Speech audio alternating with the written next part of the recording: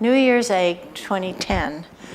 A few months ago I did an egg that was called The People Have Moved On, and it was about a print by Mama Anderson called Abandoned. This is the print, and there was something different that I hadn't talked about in the other egg, and that is that there's 2 framed pictures on the wall, although everything else seems to be gone.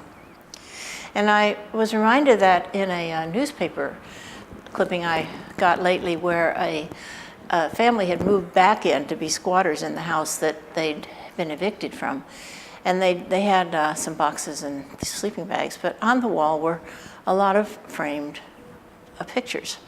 Now, we don't really know what those pictures were, but I also have a couple of examples that I do know about.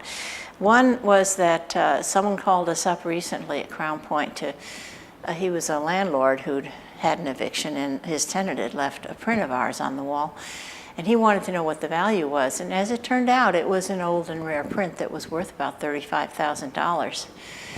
And the other one is way long ago when we did our Chuck Close project about Keith, we did a little handmade book to document it, and those were just given to the people involved, and there were only 8 or so of them made.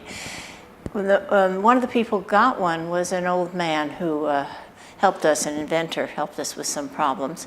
And then when he died, I called his son to try and get the book back, and his son said, "Oh, I just threw all that stuff out." So the question here, those 2 stories obviously involve sentiment and money, and they may be aspects of art, but I want to leave those 2 aside and ask another question, mainly about what kind of art, what we would do, why would we want to take art with us if we were evicted? And the questions really are what do we get from it, and why do we have it with us? Why do we want to have it with us? And why would we save it? Honestly, I think that really most of us really would save the art, certainly among the earliest things we'd save if there was a fire or something, just like saving the dog or the cat. It's like saving something live.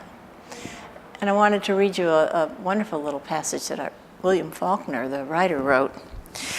He said, "The aim of every artist is to arrest motion, which is life, by artificial means, and hold it fixed, so that 100 years from now, when a stranger looks at it, it moves again, because it is life." And so now, at the start of a new decade, a new year, and I hope a turning point toward better times, we are going to save the art, because art connects us forward and backward and sideways with human beings, other human beings, in other times, and now, and because it is life.